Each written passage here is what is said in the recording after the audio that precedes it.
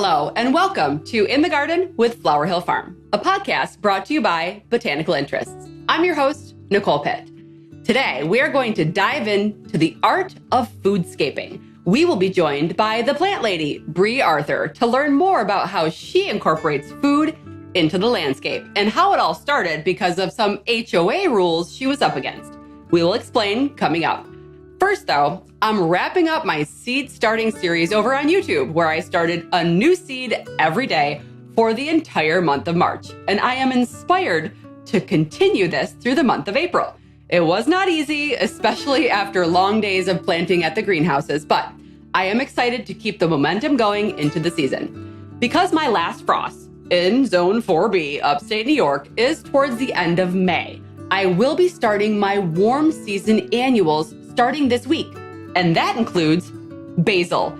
Basil is one of those herbs that ticks all the boxes. It's gorgeous, it smells divine, it's delicious, and it works as a bouquet filler. What's not to love? So today's seed of the day is basil, of course. There are 11 varieties of basil offered by Botanical Interests. Everything from the classic Genovese to my favorite filler, lemon basil, to a new variety called Noga. My earliest memories of basil are in my grandparents' backyard, where Gramps would tear off leaves of the plant to bring in for pizza toppings and sauces, of course. Now, basil has been growing for more than 5,000 years. In India, it was considered sacred long before it was used for cooking. It was believed to protect the home, bring good fortune, purify the air, and have healing powers. Many homes in India still keep a holy basil plant near the front door. Now, the word basil translates to king, and oddly enough, in Greece, it was considered bad luck. Some believed basil would only grow if you shouted curses at it while you were planting it. And in Italy, basil became a symbol of love, romance, and good wishes. Italy is also where basil became famous as a cooking herb, especially in pesto. So get your seeds and get that basil started. And maybe try cursing at it and see what happens. We're joined by Brie Arthur when we come back. Welcome back to In the Garden with Flower Hill Farm. Today we are joined by Brie Arthur, also known as the Plant Lady. Brie shares practical advice from her home garden in North Carolina. She has written not one, but 2 books, The Foodscape Revolution and Gardening with Grains. These are guides to help everyone grow what they love. Brie, thank you so much for joining us today. Thank you so much for having me. It's such a pleasure. So foodscaping is not something that was really in my wheelhouse. I really haven't thought about that. Tell us how you got started in the gardening world in general. Well, I was very fortunate to grow up in the Midwest, southeastern Michigan, very specifically, and I was a 4-H'er as a kid. So I actually got introduced to the love of horticulture from extension agents from Michigan State University. Endlessly grateful for all the knowledge that they share with communities and especially for what they do to uplift the next generation. And I grew up with a fairly large property. We had an isolated vegetable garden, had ornamental plants, surrounding our house, pretty normal conditions. And it wasn't until I bought my first house that I didn't have a big enough property to have that kind of setup. And I started to look around and realize that my foundation landscape was just as acceptable for me to grow basil and eggplants and peppers and tomatoes in as having a separate spot in my far corners of the backyard. And it really completely changed my perspective as a landscape designer on how we could be better utilizing suburban landscapes. And so really that's how it all got started. I started as a kid. I loved sowing seeds. I liked participating in the county fair. I ended up studying horticulture in college. And it was really when I was a young homeowner, kind of trying to navigate the rules of a homeowner association, that I discovered Rosalind Creasy and everything that she has brought to light in more than 40 years of garden writing and talking about edible landscaping, to come up with the idea of just integrating vegetables with my ornamental plants, that my HOA wouldn't get mad at me. So that was how it started. So your HOA had regulations about where you could grow food. Is that what it was? They did, and it was actually more about the way we go about growing vegetables in today's era, where we've been kind of conditioned to buy lumber and build raised beds, and that is a disruption to the infrastructure of a suburban landscape. And so I got in trouble with my HOA for doing the thing. And of course, in many places, you have more sun in your front yard than you do in your back. So I Hmm. was constructing these boxes in the front area and got a fine and decided that I needed to better understand what their rules were. So I joined the board. I'll admit I was very arrogant. I thought I was just going to go in there and show them who was boss with my horticulture degree. And I immediately realized that the rules that they had were actually there for a very logical purpose. And well, frankly, that a lot of us vegetable gardeners aren't always super conscientious of what our vegetable gardens look like. And so their concerns weren't unfounded. And so I deconstructed those boxes and I started incorporating my vegetables in with my, normal plants that the builder had put in. And all of a sudden I won the award for best yard of the year. And it was a very empowering experience to have in my mid 20s. And it really led me to want to share this information with other people so that you aren't intimidated by your HOA, but you do understand why they exist, what those rules are, and then how you can work around that or really work with them. And so that's really what led to writing the Foodscape Revolution, was just trying to educate other people like me that wanted to garden but lived in a neighborhood and didn't quite know how. Hmm. So if you had to define foodscaping to someone who's listening and hearing these words for the first time, how would you define it? So it's just the integration of edibles in your ornamental spaces. And this has been going on for hundreds, if not thousands of years. I mean, potager gardening is totally the same thing. Edible landscaping is a great approach to it. It's my thought always is that you don't have to pick one or the other. You should have ornamentals and edibles. You should grow everything that brings you joy and happiness. And you shouldn't really have to make decisions. When you go to the garden center, you should buy everything. That's I really agree. the lesson learned here. Now, aside from the obvious benefit of the delicious harvest, what are the other benefits of incorporating food into the landscape?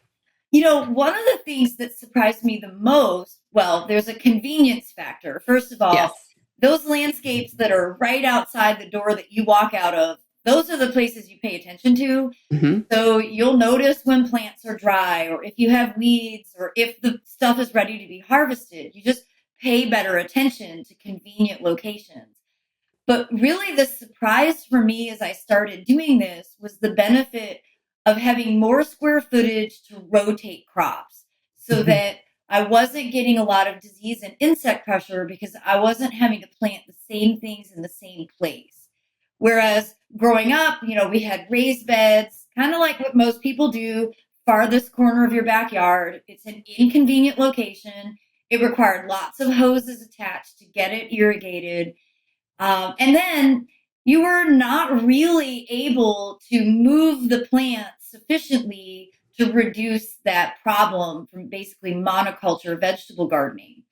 And so Yeah. when I started using all the areas in my landscape, I realized like I was never going to plant tomatoes in the same place 2 years in a row because there's so much more available space. And that's really been a game changer for me. And it also allows me to have a different garden every year. There's no 2 years, even when I try, no 2 years ever look the same. What are some of your favorite edibles to incorporate into with your traditional ornamentals? So at this season, we're in spring right now. We're having the major temperature fluctuations Mm, that make me a bit stressed out. I'm not going mm. to deny. We were 88 last week. We were 28 last night. It's, these crazy spikes. So I'm focusing right now on growing a lot of brassicas and a lot of leafy greens, things that'll tolerate the temperature differential. So lots of broccoli, cauliflower, I'm addicted to spinach. So I'm growing an outrageous amount of spinach, basically as just direct seeded ground covers. So I can go out and harvest a salad when I want it. Same thing with kale, mustard, lettuce, Swiss chards. Now, in the summer, which I'm always hesitant to give a safe date for planting, but I typically wait until after Memorial Day. And I'm down here in Zone 8, Central North Carolina. Wow. And I still think that planting early for summer isn't necessarily a big advantage because the soil can still be very cold. And then that makes the plants grow more slowly. But for the summer season, I'm totally addicted to eggplants and peppers. They look good. They don't need a lot of maintenance. Whereas tomatoes are like the divas of the vegetable world. And so I'm like, I keep all my tomatoes now in containers really close to, to outlets for hoses so that I can keep them watered sufficiently. Whereas some of those lower maintenance, especially peppers and eggplants, are real favorites of mine. They look good integrated with other summer plants. They look beautiful with echinaceas and black-eyed Susans and coreopsis and all the beautiful perennials that bloom all summer. You get the advantage of having more pollinators visit, so you get even more abundant harvests. And those plants don't require watering quite as much as say a tomato or a cucumber or even like a zucchini or squash plant, which I now have a lot of pressure with squash vine borers. And so growing those plants that I used to take for granted is actually starting to take a lot more effort. So, I'm concentrating those in areas where I can micromanage. I always appreciate summer vegetables and then herbs, things like rosemary and basil and, thyme and sage that don't require as much hands-on work. I'm infinitely appreciating those crops now.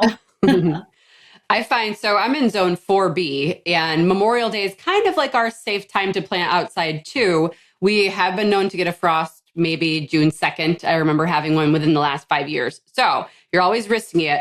But I've been finding that if I delay planting my squash out until mid-June, the squash vine borers are already gone.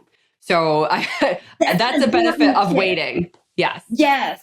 It's hard we in North Carolina, we have a lot of Northeastern transplants. And I mean, I'm a Midwest transplant, so I totally get it. But it's really hard to break the cycle of like wanting to get a jump start on the season. Yeah. And it's not necessarily to your advantage from a climate or a pest perspective. However, I was at garden centers this morning and I was really disappointed to see all of these tender, tomatoes and peppers and stuff available to people when we're really solid 2 months, 2.5 months too early. So it concerns me when the garden centers are almost encouraging kind of like a really bad cultural practice. I'll be mentioning that in my presentation that I'm giving tomorrow. Okay, so what they're doing is that they're hoping you're going to buy it, plant it, it's going to die, and then you're going to have to come back and buy it again. Right, which I fully expect at box stores, but I'd like the more independent garden centers to be giving better advice. These are smaller ones. Okay, I thought you meant the bigger ones. People that are real gardeners and they know better. And so it always disappoints me when I see people not leaning into the season we're in and advancing to a season that we're not ready for. Yeah. Push the cold crops right now. Role for gardening in general. Stick to broccoli, y'all. Stick to broccoli. The cold crops, that's where it's at right now. So you are growing vegetables in the middle of your front lawn and, tucked in. What about the pressure from like the bunnies and the deer? Are you seeing a lot of that? Exponentially. Okay. When I first started out, I built the Foodscape that I grow in right now in 2011. So, this garden has some age. It's the longest I've ever lived anywhere. So it's actually pretty exciting. Um, I used to think that I had deer and rabbit problems. I would give anything to go back in time and have what I used to have, because now, because we've had a lot more development, it's just exponentially more problematic. Yeah. So I have a few different strategies. They're certainly not foolproof. I have not been able to justify the cost of like fencing the entire property, because it's like I could buy vegetables from the grocery store for the rest of my life for the cost of what a fence would be. But seasonally, like right now, because the plants are actively growing, I don't find that deer repellent is the most effective strategy because you have to apply it so often. So at this time of year, I'm putting in temporary fencing. So I use a lot of cattle fence panels, which are galvanized steel. They're pretty inexpensive. They last forever, which is what I like about them. And they're easy to cut to size with bolt cutters. So you can bend them and almost make frames to cover things. At this season, because the deer and rabbits eat both the ornamentals and the edibles, I'm basically fencing off entire garden spaces, knowing that later on in the season, I can yank those out. And then I can do my summer strategy, which does two things. It's the motion censored irrigation, and I absolutely love it. However, you do need to remember that it will shoot water out at anything that moves, including you, including your dinner party guests who walk out at night and then get shot with this sudden burst of water. But it's very effective, but it only works in the non-freezing time because you have to have it hooked up to a hose and the hose has to be turned on. So spring, I do cattle fence. Summer, I do motion censored irrigation. I really do that all the way until we have frost. And then fall into winter, I use a lot of different repellents. So what I've found is that one repellent, they get used to it.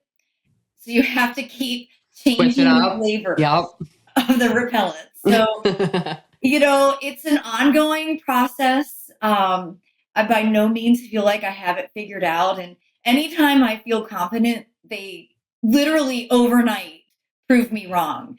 So really, I say staying humble is probably step one. And then, trying to grow some things that they don't like and planting them strategically. So, culinary herbs, traditionally rabbits and deer don't like to eat. So, rosemary and thyme and oregano and sage, things like that tend to be good. Anything in the allium family. I grow a lot of garlic and I plant it strategically along edges to try and prevent them, just as like a first line of defense. And it helps to a degree. I mean, they can walk right over it. So, by no means is it 100% the solution. But I get a really good garlic harvest, and in theory, I'm helping ward off some of the animals. So, there you go. It works. It works. I'd say I have a really strategy with animals is just like accepting your fate. Yes. Right now I have a vole issue with I have a high tunnel at my house where I grow some cut flowers, and the voles are just getting it, and the chipmunks. I've been using all of the like hot pepper oils and the cinnamon oils and the garlic oils. It smells so good in there that even if it's not helping, at least it smells good. I will say with voles, there's this great product that I've been using for probably 7 or 8 years now. And the best inventions are created by people out of necessity. And it's actually a local to me. He's based in Chapel Hill, landscape contractor that was going broke, warranting plants when he was doing landscape installations. And he created these things called Vole King bags. Now they only work for plants that you're putting in the ground fresh. Like obviously it's not a solution for stuff that's already in the ground, but for any new plantings, there are these galvanized steel bags that you can put the plant in. The roots will grow through the mesh, but the central root zone is safe. So, I always tell people, like, if you're spending a couple $100 on a tree, this is a really inexpensive insurance policy to save that central root system. They come in every size from like 1 quart all the way to 25 gallon. Um, so, it's a good solution, especially for home gardeners. Again, like, cause I have a huge vole issue, and they'll eat dogwood roots and Japanese maples and redbuds. Yep. Those are all investment plants that you're not intending to have for only one season. And so spending like $14 or $15 on a Vole King bag before I plant it has been a real game changer for me. Oh, yeah. They're worse. Like the peony patch. My peonies are loaded with voles, and I don't want, I'm willing to invest to save those peonies. So wow, I've never heard of that. That's amazing. I love it. Yeah, it's a local guy. They're available online, voleking.com. And I've had a lot of success using them. So, I just try to share the stuff that I use. Yeah. And that one has been a game changer. I even use them in my pots because the chipmunks and squirrels don't like the metal on their claws. And so, because they love to dig up all my container gardens. And so I've just gotten into the habit of using Vole King bags for everything. It's smart. It's smart. So I'm a flower girl. I love all things flowers. Are you growing any edible flowers in your foodscape? I am. In fact, that was part of the reason that I was at Garden Centers this morning after my dentist appointment. I was looking very specifically for edible flowers, things like nasturtiums and violas. I didn't have a lot of success in finding what I was looking for, but I do grow a lot of that stuff from seed. In fact, I just last week started seeding nasturtiums in all my containers so that they can be the trailing element during the fair weather season. I think that edible flowers are one of the funnest things that you can grow. And it's especially fun to watch kids like hesitantly eat the flower for the first time and realize like, oh, it actually does taste good. And, it's fun to tell, like I have a 5-year-old neighbor. I'm like, go out and harvest every single one of these viola flowers. And then, we're going to make a really beautiful salad, or sometimes we toss them in sugar water and like use them on cupcakes and stuff. And it's a life-changing experience for the kids. Yes, it's gorgeous. It's one of my favorite things to do is on top of my salad, just a couple. It just makes me feel even better about eating lunch. Exactly. Well, and it's just so beautiful. There's some color combinations that vegetables are never going to give you. So you're starting some nasturtium and stuff from seed. What else that was my next question. Like, what are you growing now? What are you starting from seed? So I just last week, because I got spring fever last week. Yep. We were 1,000,000 degrees. I actually have a sunburn on my back, believe it or not. Like as I'm like bundling up this morning, I'm peeling. But I'm in this like funny stage where I'm still sowing cool season crops for one more round. So I did Swiss chard, spinach, broccoli, cauliflower, cabbage. Snapdragons, another round of violas, mostly because the deer and rabbits have discovered my violas and they're like, yes, these are delicious in salads. We fully support you growing these. Yeah. But then I'm simultaneously getting all my summer stuff started, which takes a lot longer. So I got eggplants and peppers and tomatoes and basil. Like what else did I do last week? I started marigolds and a few dahlias and zinnias, things just to have on hand. So if I need to plug in anything, I have a big spring open garden, which is when I open my property to the public. And I feel the need to compensate. So if I have any open spaces, I can shove in some plants and look like I kind of know what I'm doing. Oh my gosh. I totally get it. For the first time this year, I'm opening up my flower farm for my CSA members to come, and one of their weekly CSA bouquets is they're going to be able to pick it on the farm. And I'm so nervous about having people on the farm because it's usually, I show it a lot on video, but I've never actually had my customers walk the fields. So I'm already anxious over this August event. Oh, it'll be awesome. And the people so appreciate the experience of seeing a place because it's always different than it looks on camera. Like, Yes. I'm always amazed because I film a lot from my gardens, and when people come, they're like, "Oh, that's very normal." Yes. Oh, this is actually like I understand the size of this property, and oh, now I feel like I can do this at home. And Yeah. I'm always like, it's funny how my cell phone makes it look bigger. Yep. That's what people say. So I have it's a very small garden center with 5 greenhouses in the middle of my small village. And I guess it does look bigger on camera because I have people come and they're like, oh, this is not as big as I thought it was. And I'm like, I'm trying not, my feelings are not being hurt right now. It's big and beautiful to me. But yeah, it really is a trick of the eye for the camera. I think we should just take that as a compliment for sure, because that just means that we're doing, I don't know, we're doing something right. We are great cinematographers. Yeah, right. That's what it is. I am such a great cinematographer. With our phones. Just exactly. Yeah. Oh my gosh. So if someone wants to try foodscaping for the first time, what advice would you give them and what should they start with? Well, I always say start small. So, 2020 was a great year of everyone doing the opposite of what was recommended. Start small and be logical. Grow the food you like to eat. So if you don't like to eat Swiss chard, don't grow it. I know it's beautiful, but don't put the energy towards something that you're not going to harvest and actually bring in. Like, the point of growing food crops is that you actually change some of your habits at the grocery store. So be really practical. I used to make my design clients write down what they cooked in their kitchen, not what they ordered at restaurants, but what they actually physically cooked. And then we would try and find 4 or 5 vegetables that recurred over and over again.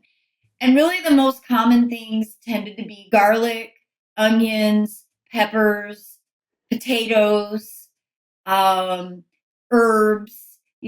things like that. And so we'd find a few things that were really not high maintenance vegetables. Again, I think the quickest way to make somebody afraid of horticulture is to start with tomatoes. They hurt your feelings in so many different ways. Here in the Southeast, I have a real tomato complex because we have like every disease problem that hits them. And they really make you question how you could have a degree in horticulture. So, instead I'm like, let's start with basil. Let's start with a downy mildew variety of basil. And I often direct people to containers because you're pretty well conditioned to water your pots with regularity. Whereas there's been a lot of conflicting information about best watering practices for in-ground growing. And it can be really hard to combat what's already kind of been hammered in. And I found that message has gotten more diluted with a lot of the new wave of native plant gardening, which is directing people to have lean beds and not water as much. And then it's like, well, you're not going to successfully grow vegetables if you're not providing, nutrient-rich soil, fertilizer, and regular irrigation. And so I do feel like I have a lot of job security because there's almost an endless amount of contradicting information that circulates, and especially with social media. And then it's all very regional, which makes it even more complex to provide quality information. But practicality and starting out small is always 100% what I recommend to people. You don't need 2,000 square feet of vegetables unless you don't work and you want to do a lot of canning and freezing, because you will have a really productive space. And, planting it is just step one, but then harvesting it and actually processing it is a whole other element to the food growing concept. And so, being logical is a lot, and that's hard in 2026. It is. I feel like I have to take a lesson from that because my eyes are always really hungry for growing, and I will grow 300 tomato plants and then I will harvest those tomatoes and then they will sit in boxes and slowly decompose in the box before I even get to do anything with them. And that's something that it breaks my heart that all of that food was wasted. So I need to think more about, well, because I own the garden center, I bring home everything that doesn't sell. And I feel like, okay, these plants deserve to live. I must plant them. So maybe they don't. Maybe they deserve to be given away to other people. So maybe that's the road that I need to start to embark on instead of growing hundreds that I don't really need. And I and I may catch up, but spread the love. I think that's what I need to start doing. Spread the love. And, I always encourage people to give extra produce to local food banks. They don't get a lot of fresh produce. And I always hear like, oh, well, that doesn't go. And I have not found that to be the case with my local food bank. There was only one time, and that was the year that I planted my garden to photograph for the Foodscape Revolution book. Yep. And I planted 80 eggplants. And no one needs to do that ever. It's only like one eggplant. It will produce a tremendous amount of fruit. And that's the only year where the food bank was like, please stop bringing us like 50 eggplants a day. Oh my gosh. I love eggplant. I just made eggplant parm last weekend. My daughter was home from college and that's one of her favorite things that I make. So of course it wasn't homegrown, but I'm a huge eggplant eater. And I realized that like really even just 6 or 7 plants is more than sufficient for what I eat, what I can share with others, and what I can donate. So, it's funny how some plants, you might get like a tomato that you only get a couple of fruits off of, and you give so much effort to it, versus like an eggplant or a pepper that, especially as the days get shorter, they really increased in their harvestability. So, be wary of that. Yes. I love my harvesting jalapenos is one of my favorite things to do because that little pop that you get when you take it off the plant, but I could never have enough jalapenos. I grow probably 25 of them a year because I make the cowboy candy. It's so good. It's that relish. Yes. And those, like, you think that you have a ton of jalapenos, but once you start to use the mandolin and slice them down, it takes quite a bit to make cowboy candy. So I am 1,000% with you. In fact, that was the reason that I learned how to can was cowboy candy. It's so good. And actually, I started growing cane sorghum because I was so shocked by how much sugar cowboy candy required that I decided that I was going to grow my own sugar source, which is completely absurd, but it was a really fun experiment. Did it work? How did it go? Well, so sorghum grew really, really well. That is like a Southern heritage plant. It loves heat. It loves humidity. Extracting the sugary sucrose goo out of the cane proved to be extremely labor intensive and completely impractical. Okay. But I had to try it. Yeah. So my team member, Ashley, just this morning told me she just bought stevia seeds because she wants to try to grow stevia to try to do the same thing with her canning. Have you ever grown stevia? I have. And so actually in my climate, stevia is a perennial and it's really, really beautiful. You definitely need many acres of it. Okay. But I'm never going to discourage anyone from growing something that they're curious about. I mean, this year, because of the halftime Super Bowl show, I'm growing sugarcane because I want to be that person dancing around in a sugarcane plant. Yeah, you do. Completely impractical is not going to stop me, I feel the same way. And I did have stevia here for sale at the garden center 2 seasons ago. And my team members and I would walk by and just steal leaves off of it because they are delicious just on their own. It's so delicious. Adding it to a mocktail or whatever. It's I would grow it just for that.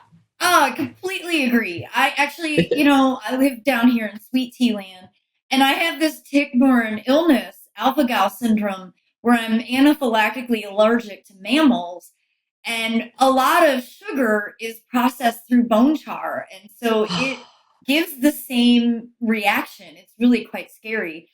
And so I've been really motivated to create my own sugar sources just so I can have sweet things that are safe. Wow. Okay. So that was one of my questions for you. I was gonna ask you about how to prevent or really make sure that you're safe from ticks, because gardeners, we spend so much time outside. It's inevitable. You're going to find them on you. What steps do you take first of all? And then we'll talk about more about alpha gal quickly. So I wear a lot of bug spray, and I have gotten over my fear of DEET because since I Okay. live with a tick-borne illness, I wish I could go back and tell 20-year-old Brie to just wear off deep woods. Okay. Ticks are spreading diseases, and there are a lot of different diseases, and the medical industry is not necessarily up to speed. Um, that you should be very weary of. And I have yet to find a natural insect repellent that was effective enough that I would feel confident in saying, no, where use this. Hmm. Um, so I wear the stuff that a lot of people would say is bad, but Yeah. my whole life Well, has been flipped upside down from yeah. living with this tick-borne illness that every time I get rebitten by a tick, my allergy actually increases. So Oh I my would rather gosh. run the risk of having DEET touch my body than, not being able to walk into a grocery store because I've become fume reactive to Hmm. mammalian protein. Um, so, Wow. wearing certainly there's some good new materials that are insect repellent materials, also SPF. So that's Hmm. beneficial. So you're not getting sunburn, which I probably should have had on a week ago. Um, but, there's materials that prevent ticks and mosquitoes from being able to actually penetrate and get onto your skin. But on top of that, I wear bug spray. I wear bug spray year round because I live in Hmm. a climate where they're really never gone. And because I have so much deer pressure, the ticks are near my house. Um, and I have not found plants that repel ticks. I mean, I love that idea, but I have not found that to actually be accurate. Right. Um, so yeah, I'm very, very conscientious of it. I try and raise awareness of tick-borne illness because it's something that's increasing rapidly.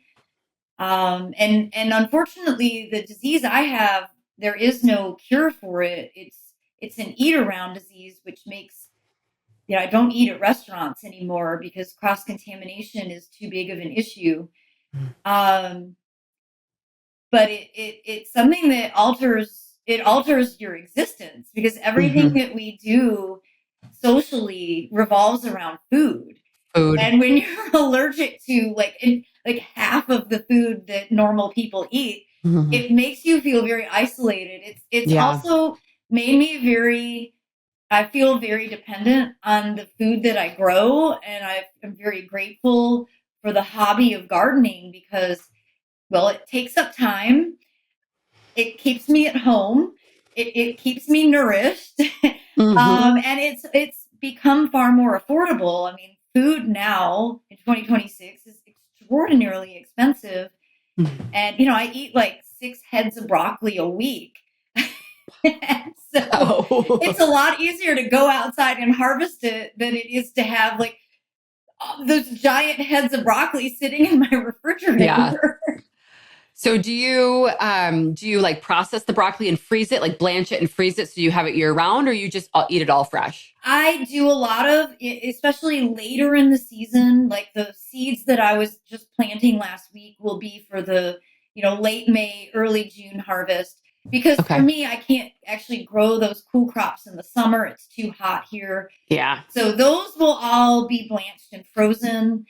Not to say that I don't buy it from the store because I Right. I certainly mean, you have do. to. Yeah. But it's nice to have my own. I know how it's been grown. I know Yeah. that I haven't sprayed any pesticides on it.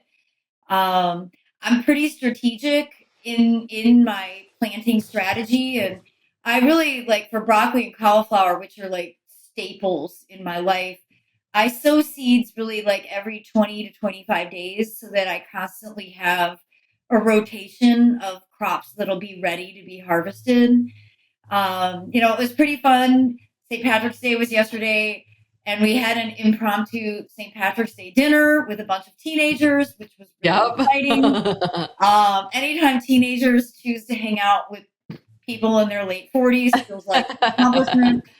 And it was like ran outside, harvested a head of cabbage, and cooked it up, and they were like, "This is delicious." And I was like, Awesome. "Okay, I might as well wear a cape that says I'm a superhero." Oh, so you have kids?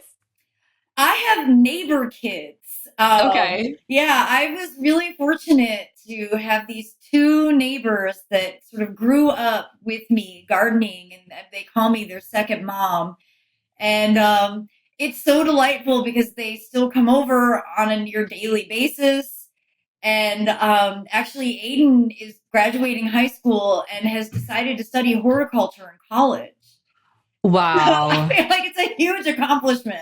Yeah, you made an Um, impact on him for sure. yeah, it's really exciting. And his first thing that he ever grew were potatoes because he liked French fries. And, it's a story that I love to share when I'm giving presentations because, potatoes are a pretty practical food crop to grow Mhm. because most people eat potatoes in some form or another. And Yep. they're really pretty low maintenance plant to grow. And then the foliage technically is poisonous, so deer aren't supposed to eat it. Oh, Um, perfect. so, I always would plant potatoes along my edges to be able to prevent deer and rabbits from eating the other plants. And then we would get this massive harvest. And so Aiden's been growing potatoes now for like 15 years. And it's really cute to hear him talk to his friends like he had last night over. He's like, "Oh yeah, well you just plant them this way," and then he's like showing them out in the garden what they look like. And then when the foliage senesces, that's when you have to go out and harvest the tubers. And I That's a just big laugh. word. That's I'm great. like, I had to pay a lot of money to go to undergraduate horticulture to learn the terms that he's just throwing out there. I think that kids have a natural curiosity, and to get them involved in gardening at an early age is not only like a life lesson for them, but practical knowledge. Yes.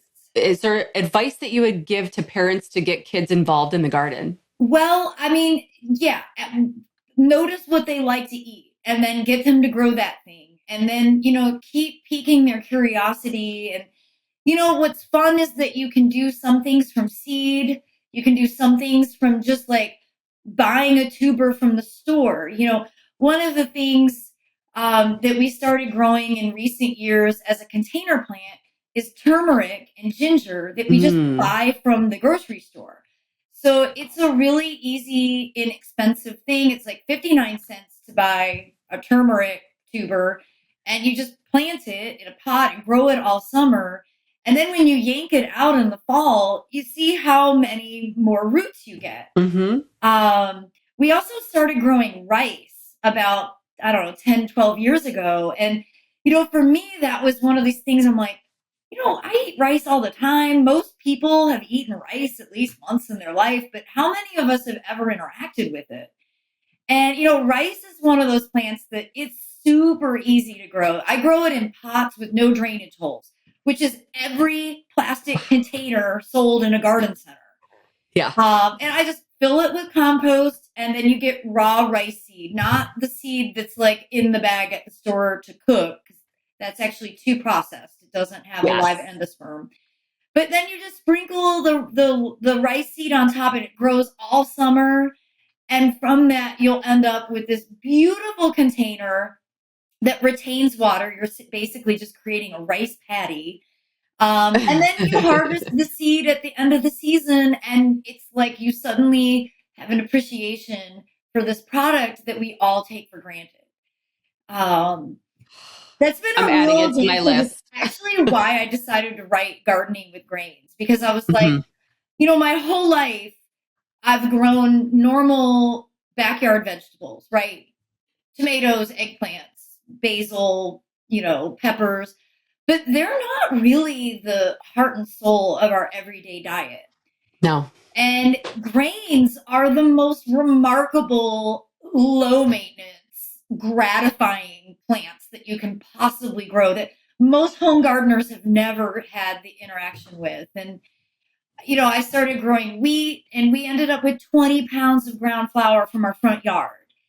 That's amazing. We grew barley, and we ended up with like 25 growlers of homegrown beer. It was just like the Nice. most satisfying experience that you could have. And even if you're not harvesting it, it doesn't matter, because don't worry, the animals will come and eat it for you. Deer, rabbit, birds, every bird that you've ever seen on planet Earth will visit your garden and steal your grain seeds. So it's actually really a great addition for people who are just trying to create a habitat garden. So yeah, grains have completely changed my life. It was, I guess it was probably 10, 12. Oh God, now that I'm going back in time, probably 14 Yeah. years ago Wow. when I was first introduced to the idea. And, not only is it a cool thing to do, but it's incredible for soil improvement. I was really at that time studying permaculture and, just better practices for improving my soil naturally without having to bring offsite substrates in. Mm-hmm. And grain roots are they're nutrient scavengers. They draw nutrients back to the surface.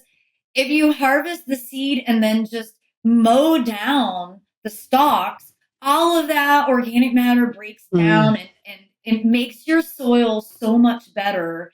And it's really just a part of regenerative agriculture that hasn't necessarily translated to home gardening. But it's high No. time that home gardeners get the memo, because it's an easy, inexpensive way to improve your soil. And if you live in a new neighborhood, it's nearly guaranteed that they have set you up to fail with the soil that you're gardening in. Yeah. And so grains are the solution. Grains and daikon radish. I'm walking away from this podcast with a list of things that I will be growing for the first time this year. I'm so excited. Well, so I'm looking at your hat, and Botanical Interest has one of the greatest soil improvement seed packs in the oats and peas, and they sell it in the large bag. And that is one of the fastest ways to immediately improve a difficult space. A little compost just to get those seeds started and let it grow out for a season. And the difference in the soil texture will absolutely knock your socks off. Wow. I wonder if I have that. I'm also a wholesale customer of theirs, because I sell their seeds here at the garden center. So I'm going to have to go open the boxes that I got for next month when I open up. Ooh, I'm going to steal one of those this morning. So Good. It's fresh on my mind. Botanical Interest is a fabulous, fantastic seed company. Always have such good germination and such cool varieties. That's the thing. Yes. Like, I am endlessly entertained when I twirl that seed rack around. Yes. Yeah, I compulsively buy seed. Aw, thank you. Now, I also heard you have an interest in native plants. Yeah. So a few Tell years us about ago, that. we bought the house next door. So we've got 2 houses next to each other, 2 gardens. And because I specialized in Asian native trees and shrubs as a propagator and grower, I really wanted to, expand my plant knowledge and grow some things that I didn't know much about. I mean, I came up through ornamental horticulture in the 1990s. We did not have a lot of discussions about native plants. So I just have dove head first in, and made lots and lots of mistakes. Don't get me wrong. Yeah. But it's been such a gratifying experience to learn more about the plants that are actually local to my region. I used to joke that I could walk around in a forest in China and probably identify 90% of what I was looking at. Yeah. But I can literally walk in my own backyard woodland and I don't actually know the plant material. Mm-hmm. And so being able to develop this native space, I have a full sun area, a part sun, and then a deep shade. So I've been able to really indulge in Wow. all the different A plants. little bit of each. Yeah. And really kind of learn like some of our native plants are really aggressive and they will overrun the other plants that maybe don't Yeah. move as quickly.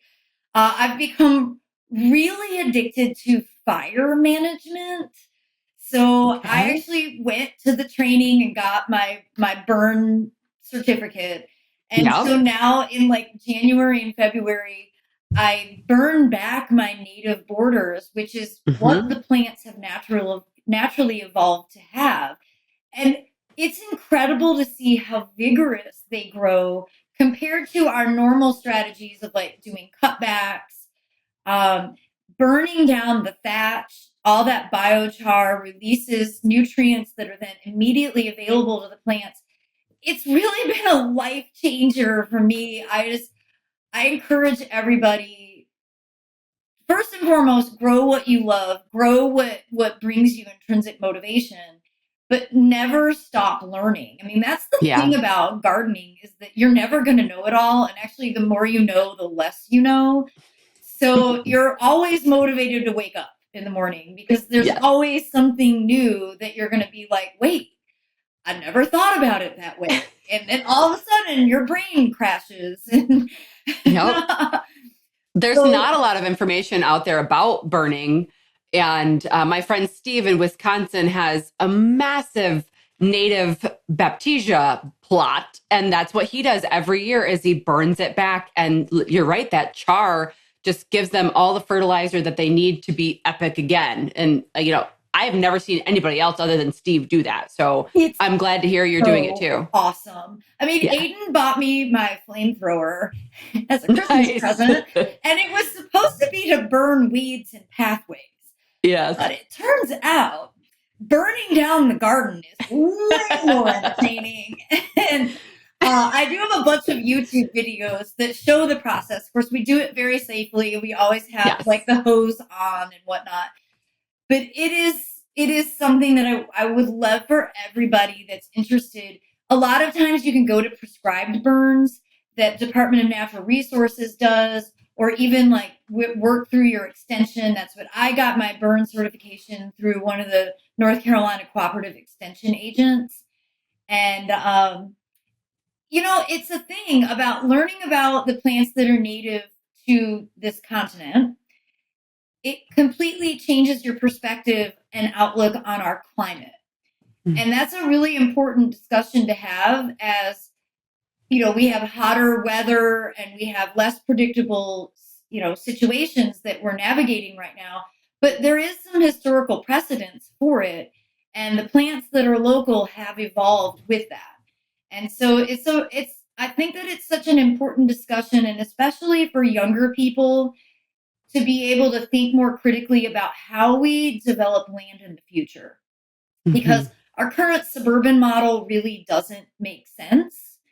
It just requires so many resources to manage such large lawns that really aren't being utilized, that require so many inputs to be able to keep growing and to keep mown. And, I think that the developments of the future should definitely have the guidance of more locality and, supporting the environment in which we're a part of. Yeah, I completely agree. I think that is actually a great place to jump into. I have some rapid fire questions. Are you ready? I'm ready. Okay. Favorite plant you'll never stop growing? Camellias. A plant you refuse to grow again? Oh God, there's a lot. Wisteria. Oh, really? Okay. See, in New York, I crave wisteria because it doesn't really spread up here, but I can totally understand how you are sick of it because that's where I fell in love with it was North Carolina. Yeah. Morning garden walk or evening garden walk? Always evening. Okay. With a cocktail. I was just going to say, you either have coffee in the morning or a cocktail in the evening. And what is bringing you the most joy in your garden right now? Oh, I have a really incredible collection of spring blooming shrubs. And I walked out yesterday and they're all planted on the north side of the other house. They're well established. And there's camellias, forsythia, 3 species of redbuds, and 3 different lilacs, all in full bloom right now. So there's this one spot that I can just stand in and see all of it surrounding me. Wow. So that is it. There's this one spot where magic is happening, and I can't take a bad picture. I'm so jealous. I have one redbud that was inspired by a trip to the Outer Banks. And because our spring break here in New York for the kids is April. So for a few Aprils, we would take the kids down to somewhere, either South Carolina or North Carolina. And that's what we would see because we drove, we didn't fly. So it was like a 10, 12-hour drive. And the redbuds, the wisteria, yeah, all those things would be in bloom. So by the time I got back home to New York, I was on the websites ordering trees and all that stuff. So I have one redbud and I've tried wisteria a couple times and I can't get it to survive. And it's funny because I was driving home from my dentist appointment this morning and I was like, oh no, it's wisteria season. Like it's coming. And you can see it just like completely smothering all of these other plants. Yeah. That pale purple is just starting to show. And it is beautiful and it smells great and it is great for pollinators.